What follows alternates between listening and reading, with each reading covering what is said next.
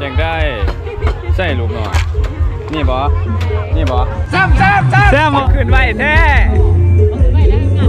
เอาชนะหอบเจ้าเหรอบ้านอย่างไก่ก็ชิมาฮอดบ้านหาดไซสูงโอ้มาเสียทีมงานจะโฟมีซักสาวบ้านไรเนี่ยอุดมไส้ป่ะโอ้ตัวผู้สาวอุดมไส้เงาอ่ะอยู่ทางใดบ้านแต่เงา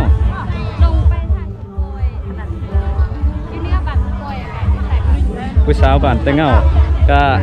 สบายดิเอ้ามาแต่บ้านไหนหาเหย่าอ่ะโอ้ใช่ผู้บ่าวเนี่ยซื้อบีเนาะบีป่ะโสดเด้อโสดสบายดิเมื่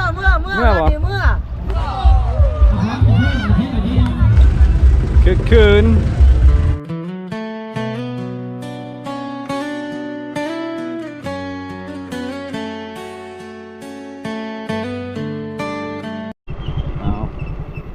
แม่นละบ่บ้านนี้เป็นป้ายซื้อบ้านเลยบ้านน้ำกงโปชุจุดข้างหน้าเนี่ยก็คือหมู่บ้านน้ำกงสบายดีอีกเทื่อนึงพี่น้องเลยเนาะก็ตอนนี้แม่นมาหอดบ้านน้ำกงเป็นที่เรียบร้อยแล้วเนาะก็บางยานี่เข้ามาแต่เช้าเลยพี่น้องเลยบางยานี่มาบ่ถือบอนบ่ถือบ้านเขาไปบ้านน้ำกงอยู่เมืองพะวงเนาะอันนี้บ้านน้ำกงอยู่เมืองสนามไซเนาะก็ถือว่าจากบ้านน้ำกงมาฮอดบ้านน้ำกงนี่ก็เกือบจะ30หลักเกือบ30กิโลเลยพี่น้องมานี่เนาะก็อากาศค่อนข้างร้อนอบอ้าวพี่น้องเลยเนาะก็สิเดินทางไปก่อนมื้อนี้อากาศค่อนข้างร้อนแห้งก็จุดหมู่บ้านอยู่ข้างหน้าเฮานี่แหละแต่ว่าก็จากจุดปลายนี่ก็บ่ฮู้ว่าอีกไกลส่ำใดเพราะว่าครั้งแรกของเฮาบ่เคยมาจักเทื่อ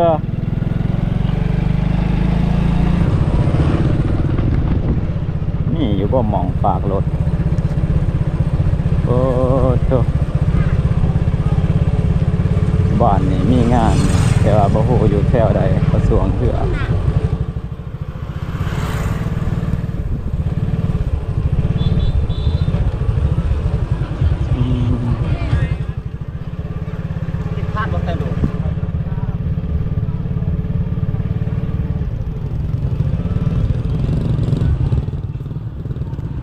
อยู่ใส่โอ้น่าจะแมนอยู่แค่นี้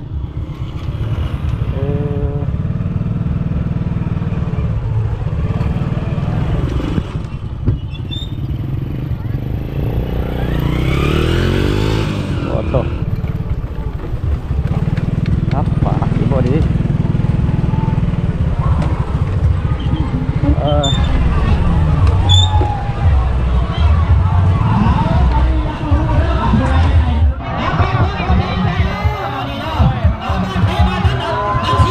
เดี๋ยวเอาไปหาซื้อน้ำก่อนไปหาซื้อน้ำก่อน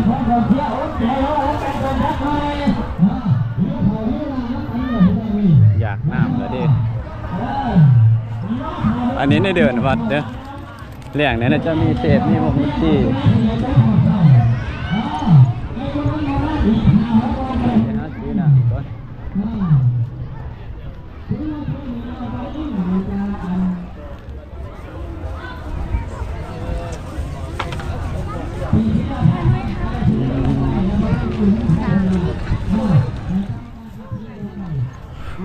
กินอย่างนี้แบบนี้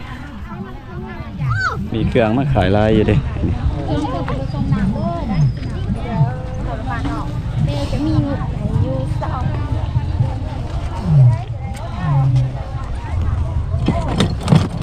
เท่าไหร่นี่5,000มาหนึ่งด้วย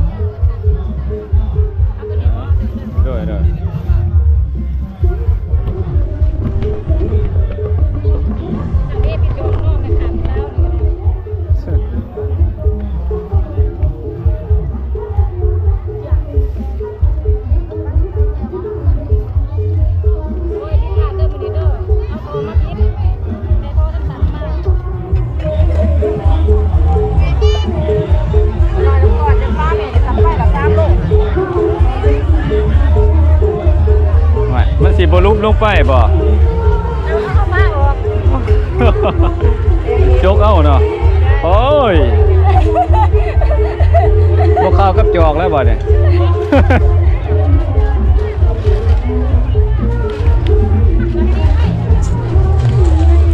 บ่เจ้า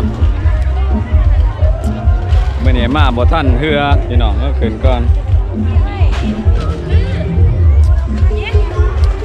ขนมขายทุกอย่างมันก็มาหลายเด้อ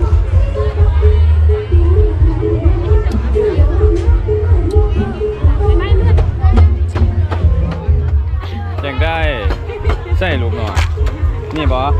นี่บ่ พอดีคนนึงให้ โอ้ กำลังไปหา ท่านบ่ค่าไปน้ำก้งเลยก็สิมาฮอดนี่ด้นแล้วเด้อเนี่ยบ้านน้ำก้งผิดพลาดเลยบ่ได้ถามก่อนตอนแรกมีช่วงนี่บ่ สิ่ง สิ่งชนะเลิศมือสิท่าเบิงคันบ่เมื่อยนั่งเลยในเมื่อยนั่งรถเลยคือสิมวนนี่เจ้าถิ่นเพิ่นเลยบ่ได้ถามน้องเพิ่นนี่เราเมื่อวานนี่โอ้ยเนาะผู้เดียวนี่บ่ได้นี่สองโดยมื้อแรงมีเสพเนาะ ไปเก็บข้าวคนหน่อยอยู่กันแล้วได้กินได้เงินเลย โดย หาโดเดี๋ยวยก็หลายคือเกิน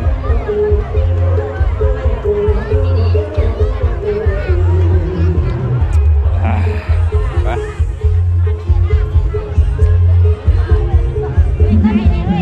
นี่ป้าผู้สาวมาแต่บ้านใดเด้เนี่ย สบายดีทีมเพื่อบ้านใดเนี่ย ปลาน้ำกุ้ง ฮะ ปลาน้ำกุ้ง เจะทินบ่เนี่ย เนี่ย โอ้เป็นได้แรงเนี่ยเอาที่หนึ่งบ่ ตามมือคือกัน ตามเบิ่งเนาะขอให้ได้ที่หนึ่งเด้อ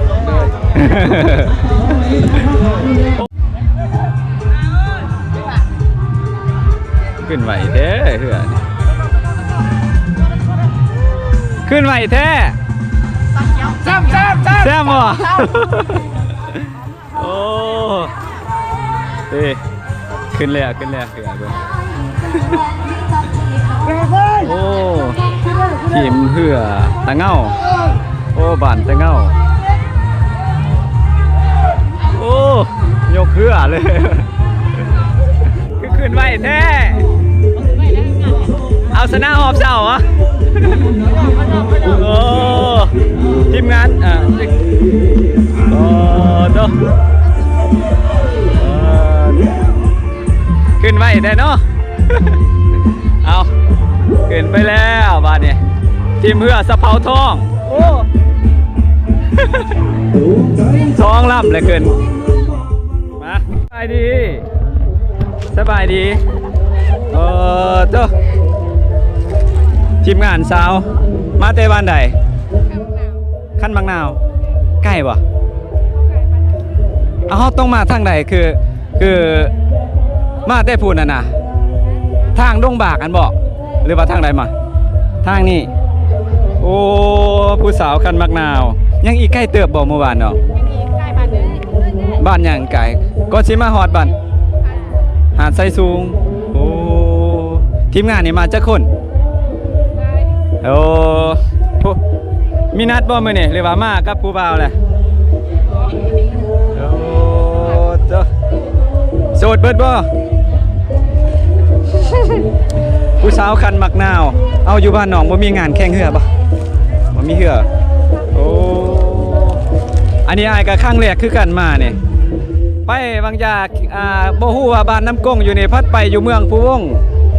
ไปน้ำก้งผู้วงก็เลยมาซ่าโอ้โตมาพอทีมงานน้องๆเพิ่นทางพี่ม่วนบ่มื้อนี่แต่เฮาเนี่ยบ่ทันได้เห็นเรือพี่น้องเอ้ย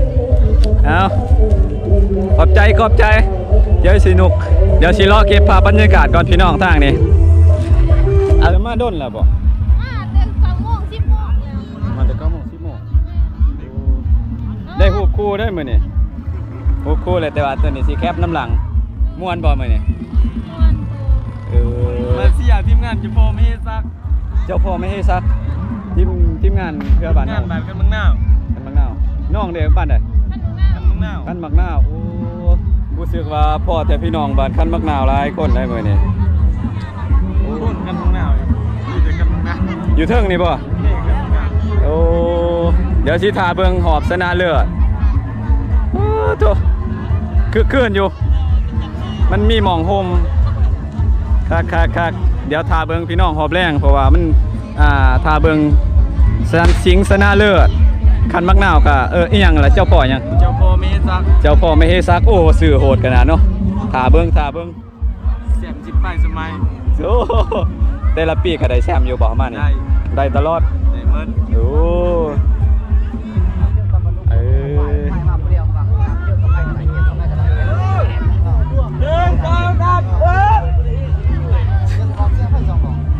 ขึ้นเลยตอนนี้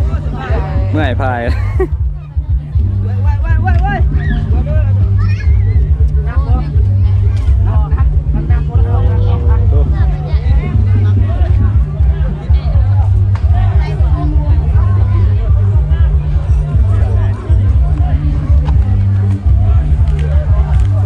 แฮม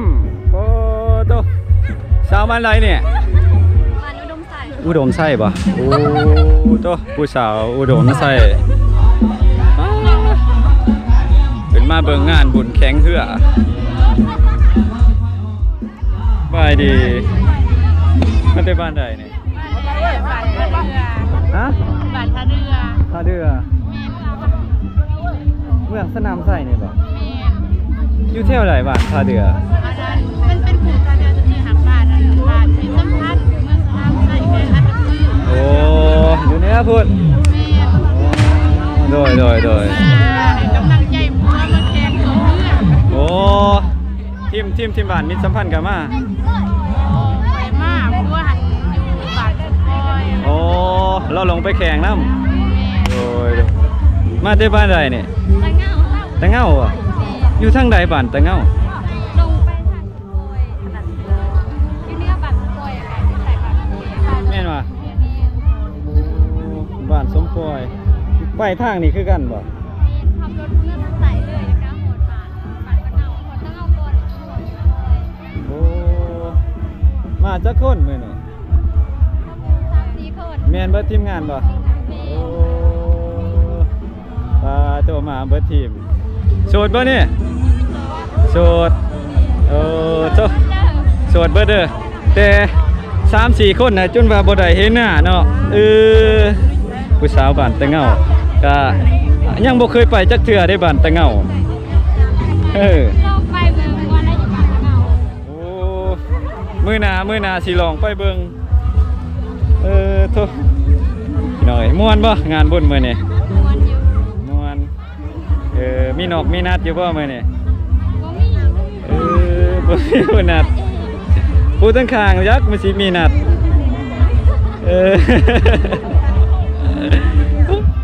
คันบักนาวก่อนคือสิใส่เวลาโดนบ่กว่าสิฮอดบ้านน้องนี่ขี่รถน่ะ ถ้าแถวละบ้านประมาณ30-40 นาทีก็หมด โอ้เนาะคันรถอายนี่ก็สิประมาณชั่วโมงนึงแหละคัน30 นาทีของน้องนะโตมื้อแรงนี่เข้าวงบ่กูทั้งข้างดิยังอย่างนี้เบิดเห็นกล่องก็ได้ไปปะนี่ที่พาเพิ่นไปหาจีบผู้สาวหน่อย ไป ให้น้องพาไปดิเจ้าถิ่นทางนี่ไป สานหน่อย ไป พี่ซีดน้อง สบายดี เมื่อจะลิม โอ้ตัวมาแต่บ้านใดสบายดีเอ้าเมื่อเห็นกล้องเมื่อเลยเอาลอยผู้บ่าวมาเลยพวกเก่าเอาบ้านนี้สบายดีน้องล่ะเอ้ามาแต่บ้านใดหาดเหย้าอ่ะโอ้ผู้สาวบ้านหาดเหย้านี่งามเนาะบ้าตัวหาดเหย้าผู้บ่หาดเหย้าอยู่ใส่ นี่กันนี่ นี่บ่โอ้สบายดีบ่ได้ลงเรือลงแข่งน้ำเขาป่ะ บ่ มาแต่บ้านใดนี่ มันอุก มาดูว่ะ เจ้าแม่นำพอง มีผู้สาวมานำบ่มื้อ บ่วิวดิ บ้า เจ้าแม่นำพองครับ โดด เจ้าพ่อรึง โสดบดซองบ่ เนาะแม่นซิงเอาที่สามแทนทันในกระหอบ ชื่อจังไดผู้บ่าวเนี่ย ชื่อบีเนาะ บีว่ะ โสดเด้อ โสดเอาเดี๋ยวสิไปลงทางเฟซแล้วก็ YouTube ด้วยเนี่ย เนาะเรา ทุกคืนแม่นเฮ็ด YouTube ไอ้เฮาบ่ว่ากันเด้อไอ้น้องเนาะเพราะว่าเฮารักการกับเป็นรักการเนาะเพราะฉะนั้นแล้วถ้าเฮาบ่ตัดทิ้งแนวนี้เนาะอีกต่อไป สบายดีผู้บ่าว ต่อไป โอ้บางทีทีมงานบ้านใดเนี่ย เนาะ หานชัยสูงทางไหน เนาะทางตัวนับถือเฮาเนาะ หานชัยสูงอยู่ทางไหนไปทางไหน เพราะฉะนั้นแล้วก็ขอแต่ขึ้นเห็นติ๊กต็อกติ๊กมาแล้วเพื่อนที่ถามเด่น ไอ้ลงเฟซเลยก็ YouTube แต่ส่วนหลายจะลงทาง YouTube เนาะ แม่นว่ะเคยเห็นทางเฟซว่ะ สิกดติดตามทาง TikTok ก็เห็น ซื้อแนี่ไหนซื้อ เนาะ แบงค์ นะบ่แม่นเลย เจ้าฮู้บ่ ซื้อ TikTok นั่นแหละ บ่แม่นบ่เอาเอา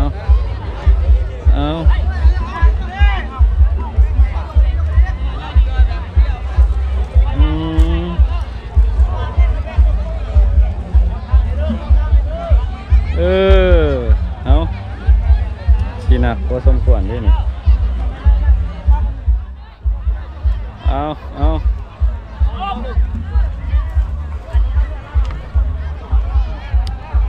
แบกขึ้นไปแล้วฟาร์มงัวขายนุ่มฟาร์มงัวขึ้นไปเลยโอ้โหแล้วคือสีโบนักปันใดขึ้นไปแล้วทีมงานเพิ่นสบายดิเมื่ออาหารบ่สะอาดโอ้ยปัดว่ากรรมการแดง เพื่อมา2เล่มน่ะใช้เล่มนึงที่มันบ่พอนี่มันพอธรรมดา2เล่มเอกภาพแล้วเล่มนึงต้องตัดออกตัดเท้า โอ้ยถ้าเกิดโอ้โหหามเพื่อขึ้นบัดนี้หามขึ้นเลยโอ้บางยานี่กะเพื่อขึ้นเลยกับทีมงานเดียวกันบ่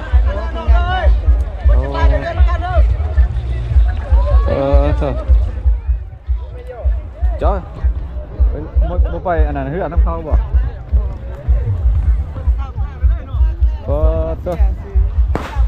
อันนี้ก็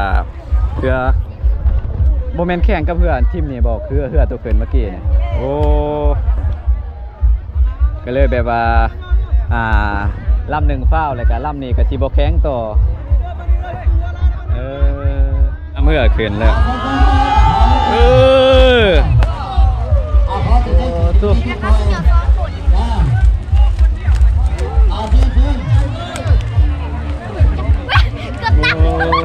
จุ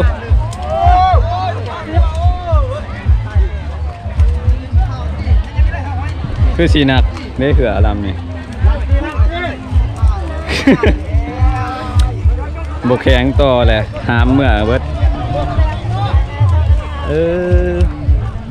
คือสีขามหามขึ้นฟังแล้วก็โตสุดยอด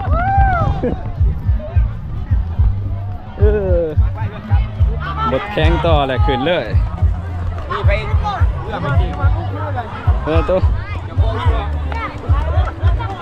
กลับบกแข้งต่อเลยพี่น้อง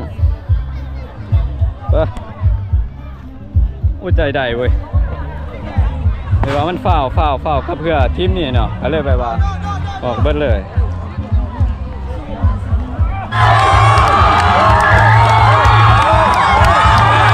หอบสิ่งสนะเลือด3 ลำลงมาเนี่ยไปลงมา3 ลำไปได้ลำเนี่ยลำสุดท้าย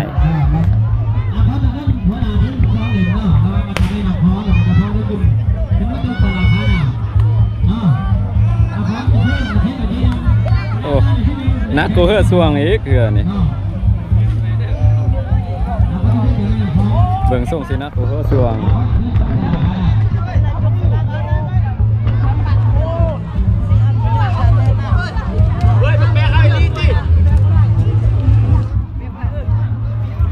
ตั้งขายสุดเลยสินักบัดนี้เอ้า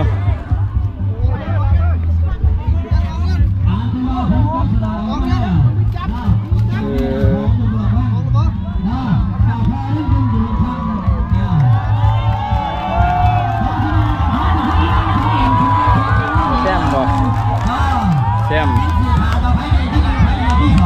โอ้จุดลักใส่ไหลไปเลยใส่เหือนจ้ะวันนี้ป่ะโอ้ตากฝน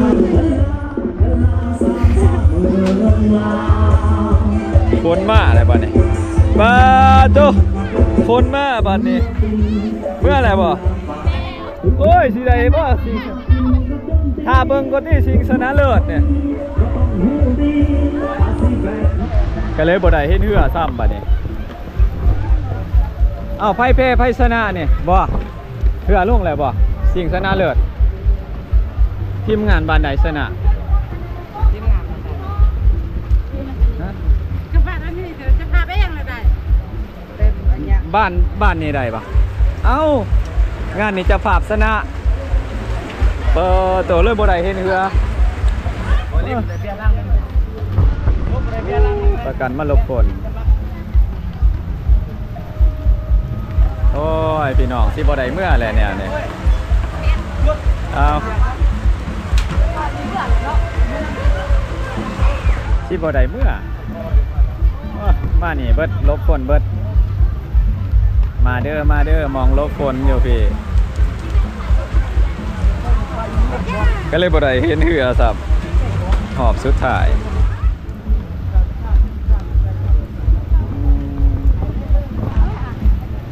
เกมพลิกพี่น้องหลังจากมันแดดร้อนอบเอาแล้วก็มาตกใส่เลยบัดนี้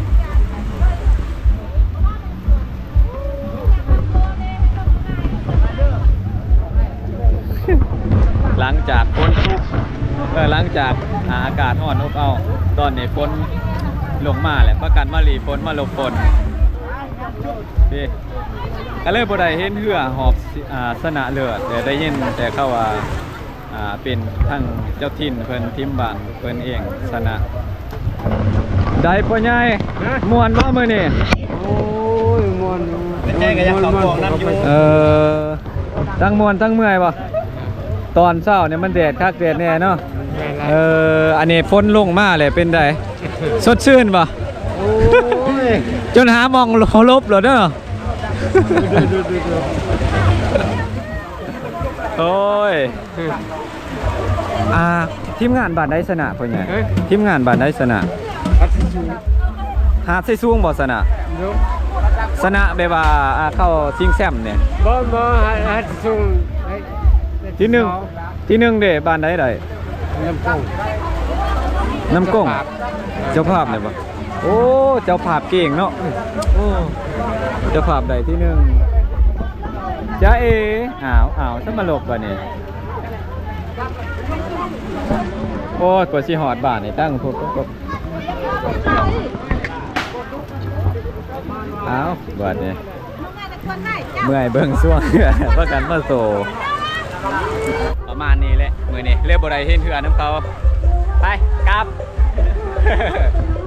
โอ้ยพี่น้องเอ้ยบ่ได้เห็นเถื่อเขาลง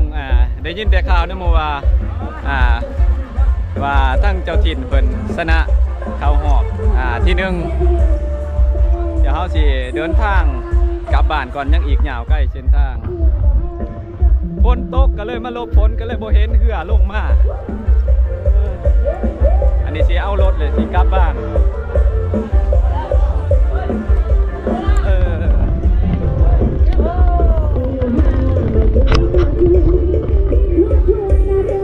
บ่ได้คือนี่มีงานเสพ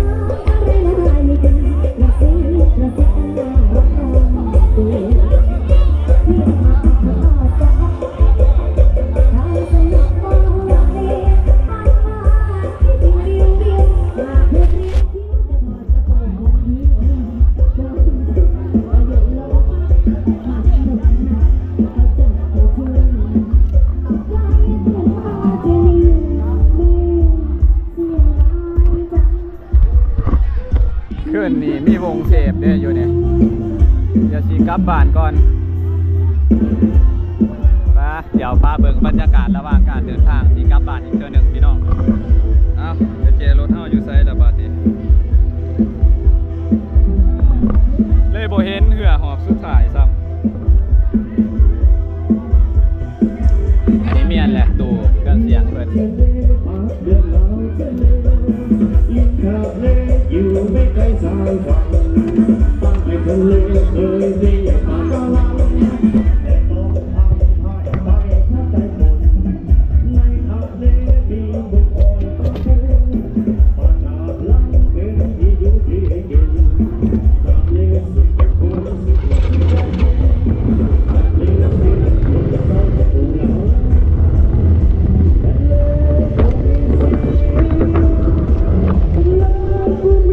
กลับบ้านวันนี้เฮา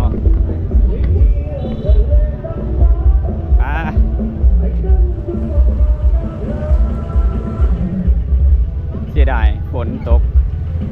หอบแรงเลย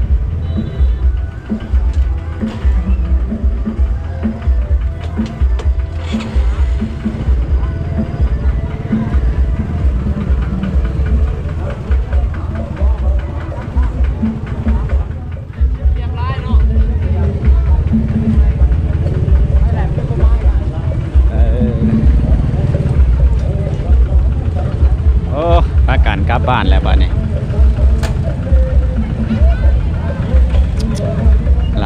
หลายคนมาคึกคืนนะพี่น้องโอ้ก็ว่าลายพากันกลับบ้านเพราะว่าเบิดหอบแรง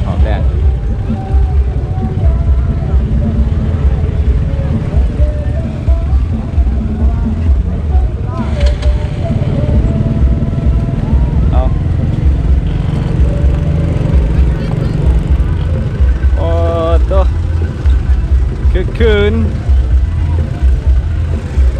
เกี่ยมกลับบ้านเดี๋ยวเฮากะสิกลับบ้านคือกันพี่น้องเอ้ยเสียดายบ่เห็นเทื่อเดี๋ยวเอาภาพบรรยากาศตอนกลับบ้าน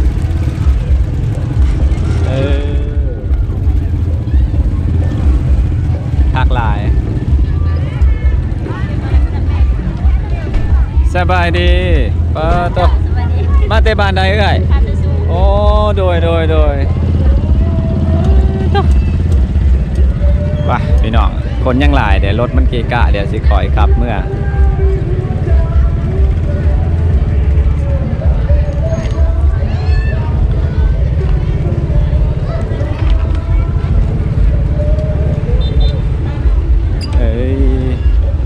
รถหลาย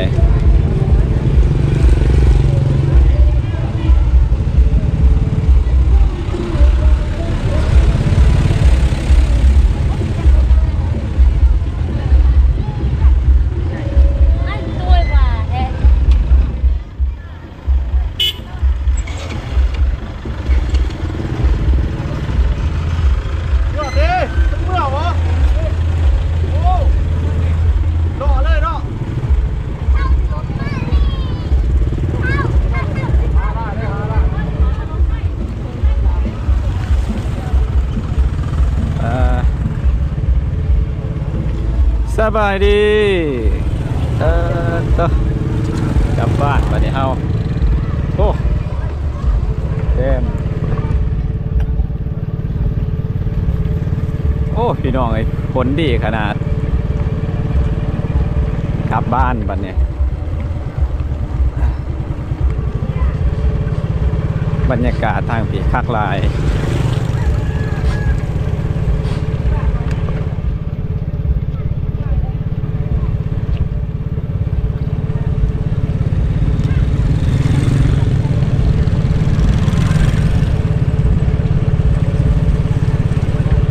ฝนตกถามตอนเมื่อเปียกฝนตากฝนคักพี่น้องเลยทางนี่ครั้งแรกที่ได้มาที่ว่าคึกคืนเลยครับบรรยากาศดีทั้งบ้านเพิ่นยังอีก 2-3 มื้อครับว่ามีงานแข่งอยู่ทางบ้านหาดไซสูงเนาะ มื้อนี้แม่นช่วงอยู่บ้านน้ำกงเอากะสิได้เวลากลับบ้านก่อนโอ้ตากฝน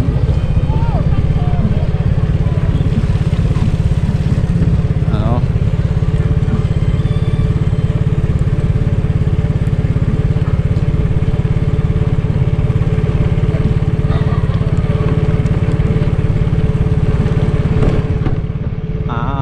เส้นทางกะสิประมาณนี้เด้เอาเมื่อนี่เสียได้ว่ามาบ่ท่านตอนเช้านี่ถ้ามาท่านเนี่ยก็สิคักอีกแบบหนึงได้เห็นภาพบรรยากาศตอนเช้าๆตอนเขาเริ่มลงสวงใหม่ๆพี่น้องเอ้ยอันนี้มันมาหอบค่ำก็สิได้ประมาณนี้หอบค่ำ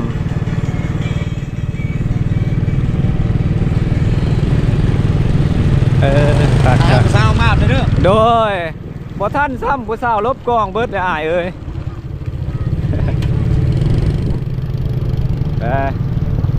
ตอนนี้ขับรถตากฝนจิเมอร์บ้านเนี่ยตากฝนแหละแต่ว่าทั้งบ้านเฮาบ่ฮู้ว่ามันตกแห้งหรือบ่ก็สิท่าเบิ่งน้ำทางนี่แหละจากมันสิแห้งสำใดทางนี่ก็ที่แรกๆก็แห้งพอสมควรเลยแต่ว่าตอนนี้ก็ท่าเบิ่ง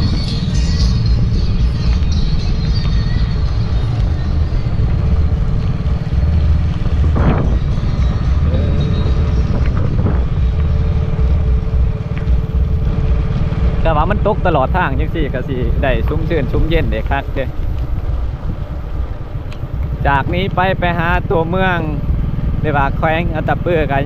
30 ป่ายกว่าหลักพี่น้องเนาะ30 ป่ายกว่าหลักถ้าไปฮอดบ้านเฮาก็60 หลักนั่นแหละไปกลับก็ได้เอาคลิปนี้ก็จบเพียงซ้ำนี้เนาะมาเที่ยวคือว่าฮอดจุดหมายปลายทางอยู่พี่น้องแต่ว่าก็มาซ่าแน่ย้อนหลงทางพี่น้องเอ้ยถือว่าเต็มที่เนาะมื้อนี้ม่วนคักเดี๋ยวพาเบิ่งบรรยากาศระหว่างการเดินทางก่อนกลับบ้านอีกเทื่อนึงพี่น้องเอ้ย